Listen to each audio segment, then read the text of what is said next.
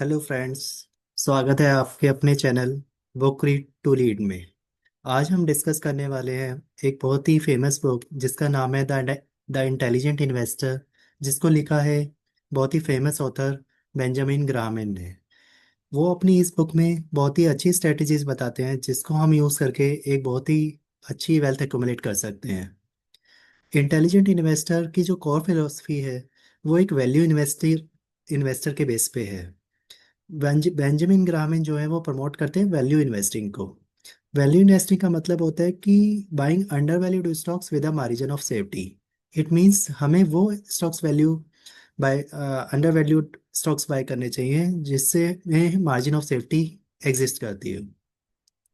Margin of safety means for example अगर कोई stock हमारा 400 रुपये का है और हम उसको अगर 300 रुपीज़ में बाय कर लेते हैं तो वो हमारा अंडर वैल्यूड स्टॉक हो जाता है।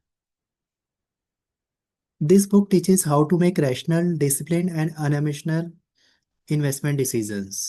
ये बुक हमें कुछ की प्रिंसिपल्स बताती है जिनको यूज़ करके हम अपनी अंडर वैल्यूड स्टॉक को आइडेंटिफाई कर सकते हैं और उसके अंदर इन्वेस्टमेंट कर सकते हैं।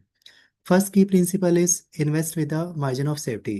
जैसे कि हमने अभी बात करी कि हमें ऑलवेज बाय करनी चाहिए वो सिक्योरिटीज जो अपनी इंट्रिंसिक वैल्यू से कम के प्राइस पे ट्रेड कर रही हो।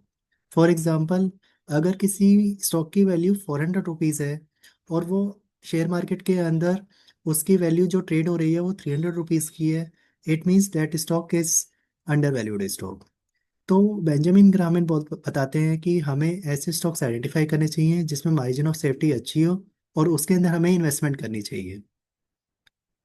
Second principle of this book is there are two types of investors. दो टाइप के इन्वेस्टर्स होते हैं। एक होता है डिफेंसिव इन्वेस्टर, एक होता है active investor.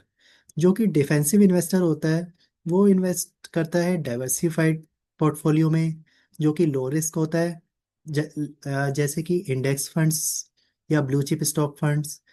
Blue chip stock funds means जैसे कि बहुत ही लार्ज मार्केट कैप वाली कंपनीज में इन्वेस्ट करते हैं जिसके अंदर रिस्क ऑलमोस्ट नेग्लिजिबल होता है या लो रिस्क होता है। दूसरा टाइप का जो इन्वेस्टर होता है वो होता है एक्टिव इन्वेस्टर। जो एक्टिव इन्वेस्टर होता है वो willing to put more time in identifying the undervalued stock. वो अपना ज़्यादा टाइम इन्वेस्ट करता है ऐसे स्टॉक को आइडेंटिफाई करने में जो अपनी इंट्रिंसिक वैल्यू से कम की वैल्यू पे ट्रेड हो रहे होते हैं और उसके अंदर वो इन्वेस्टमेंट करता है ताकि उसको उससे ज़्यादा रिटर्न्स मिल सके। इस बुक का थर्ड प्रिंसिपल है don't try to time the market. It means हमें मार्केट स्पेकुलेशन में को अवॉइड करना चाहिए। हमें कभी भी मार्केट को एनालाइज नहीं करना चाहिए, मार्केट को हमें टाइम नहीं करना चाहिए। इट मीन्स कि फॉर एग्जांपल अगर कोई मैक्रो इकोनॉमिक फैक्टर्स हमारे अगेंस्ट चल रहा है तो हमें उसको इग्नोर करना चाहिए क्योंकि वो एक शॉर्ट टर्म वॉलेटिलिटी का डिनोट करता है ना कि लॉन्ग टर्म वॉलेटिलिटी को। और हमें जब भी कोई हम इन्वेस्टमेंट करते हैं स्टॉक के अंदर तो हम अपना जो हॉरिजन रखते हैं वो हमेशा लॉन्ग टर्म रखते हैं। इस बुक का फोर्थ की प्रिंसिपल है mister market analogy. It means imagine the market as an emotional business partner who offers to buy oblique sell shares every day at different prices। जो market का नाम दिया गया है इस बुक ने वो दिया गया है मिस्टर मार्केट। और जो मिस्टर मार्केट हैं वो हमेशा डेली बेसिस पे आते हैं और बाय और सेल शेयर्स का हमें ऑफर देते हैं एट डिफरेंट प्राइसेस। तो हमें इमोशनल ना होके बहुत ही हेल्दी डिसीजन लेने चाहिए। फोमो बाइंग नहीं करनी चाहिए शेयर्स के अंदर।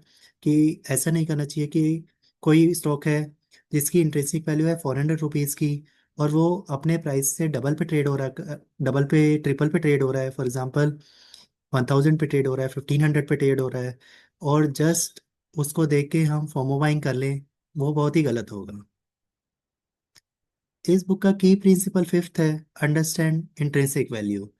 इंट्रिंसिक वैल्यू का मतलब होता है कि real and underlying worth of the business. हमें जब भी कोई स्टॉक हम बाय करें, जब भी कोई हम शेयर बाय करें तो हमें ये ज़रूर देखना चाहिए कि उसकी इंट्रिंसिक वैल्यू क्या है। तभी हम उस स्टॉक को आइडेंटिफाई कर पाएंगे कि whether the stock is trading at a lower than the intrinsic value और higher than the intrinsic value. For example हम कैसे इंट्रिंसिक वैल्यू को आइडेंटिफाई कर सकते हैं? इंट्रिंसिक वैल्यू को हम आइडेंटिफाई कर सकते हैं ऑन द बेसिस ऑफ जो कंपनीज कौन कॉल करती है, क्वार्टरली बेसिस पे कौन कॉल करती है, ईयरली बेसिस पे कौन कॉल करती है, हाफ ईयरली बेसिस पे कौन कॉल करती हैं। और उसके अंदर वो प्रोजेक्ट करती हैं कि हमारी क्या अर्निंग्स हो सकती हैं, हमें कितने फ्यूचर ऑर्डर्स मिल सकते हैं, हम कितना कैपिटल इन्वेस्टमेंट करने वाले हैं, हम कितनी फंड रेजिंग करने वाले हैं। तो इससे हमें उसकी फ्यूचर पोटेंशियल का पता चल सकता है। और on the basis of past trend also we can analyze the intrinsic value of the company। इस बुक का सिक्स्थ की प्रिंसिपल है, always keep in mind that the stock is not equal to business. अगर आप कोई stock bye कर रहे हैं, इट मींस आप उसके एक पार्ट ओनर बन रहे हैं।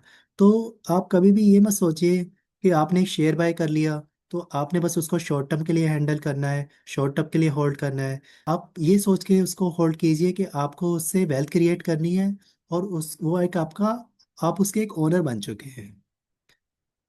इस बुक का सेवन्थ की प्रिंसिपल है इंपॉर्टेंस ऑफ फाइनेंशियल एनालिसिस। जैसे कि अभी हमने पॉइंट नंबर फिफ्थ में डिस्कस किया था इंट्रिंसिक वैल्यू वाला कॉन्सेप्ट, तो वैसे ही seventh importance of financial analysis भी उसी से ही लिंक्ड है। क्योंकि जब भी हम कोई शेयर्स बाय करते हैं और जब हम उसकी इंट्रिंसिक वैल्यू आइडेंटिफाई करते हैं, तो इंट्रिंसिक वैल्यू आइडेंटिफाई करने के लिए हमें बहुत सारी रेशोज पता होनी चाहिए, और ताकि हम उसकी रियल वेल्थ पता, रियल वर्थ पता कर पाए और उसको रियल वैल्यू पता कर पाए। उसके लिए बेंजामिन ग्रामी कहते हैं कि हमें एनालाइज करनी चाहिए ratios. For example earning per share ratios, debt equity ratio, price earning ratio, उसकी बुक वैल्यू कितनी है, उसकी डिविडेंड हिस्ट्री कितनी है, इवन उसकी रेवेन्यू ग्रोथ कितनी है, और उसके पैट कितना है, प्रॉफिट आफ्टर टैक्स की ग्रोथ कितनी है। तो ये सारी चीज़ें हमें एनालाइज करनी चाहिए before investment in any shares. इस बुक का एट्थ की प्रिंसिपल है behaviour of inflation and over valuation.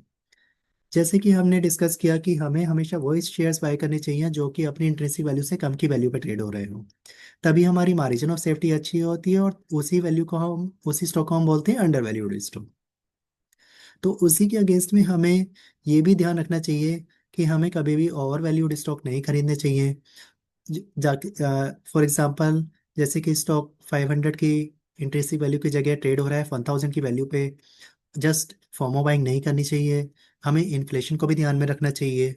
ये सारी चीज़ें बेंजामिन ग्रामीन अपनी main and most important key principle है long term perspective, which is the ninth key principles of this book, that is the intelligent investor.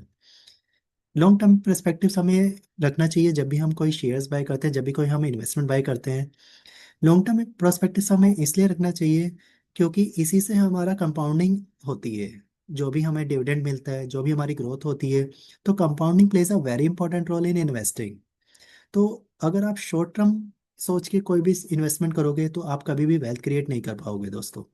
तो आपको हमेशा long run, अपना long term perspective रखना चाहिए, तभी आप एक अच्छी वेल्थ एक्युमुलेट कर पाएंगे। आपको कभी भी फोमो बाइंग नहीं करनी चाहिए। Don't get swayed by any market noise. True value तभी इमर्ज होगी जब आप लॉन्ग टर्म के लिए होल्ड करेंगे। तो ये सारे प्रिंसिपल से जो हमारी फाइनल थॉट आती है, जो हमें कंक्लूजन मिलता है, वो ये मिलता है कि the intelligent investor is less about stock picking tips. जो इंटेलिजेंट इन्वेस्टर एक बुक है, वो एक इस पे नहीं है कि आप स्टॉक पिकिंग टिप्स ले। वो इसलिए है, या वो इसलिए बनाई गई है, बेंजामिन ग्रामीन ने इसलिए बनाई है ताकि आप एक वेल्थ एक्युमुलेट कर पाए।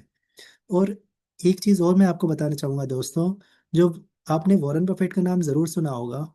अगर आपको वॉरेन बफेट के बारे में जानना है तो आप हमारी वीडियो भी देख सकते हैं। हमने एक वीडियो बना रखी है, Warren Buffett the way of investing, the way of success. आप उसको भी देख सकते हैं। वो भी बेंजामिन ग्रामिंग को अपना गुरु मानते थे, और उन्हीं के सारे प्रिंसिपल को यूज करके उन्होंने अपनी वेल्थ अकोमुलेट करी है। थैंक यू दोस्तों। अगर आपको ये वीडियो पसंद आई हो तो आप इसको प्लीज़ लाइक कीजिए, सब चैनल को सब्सक्राइब कीजिए, और हाँ, अपने दोस्तों के साथ शेयर करना मत भूलिएगा। Thank you.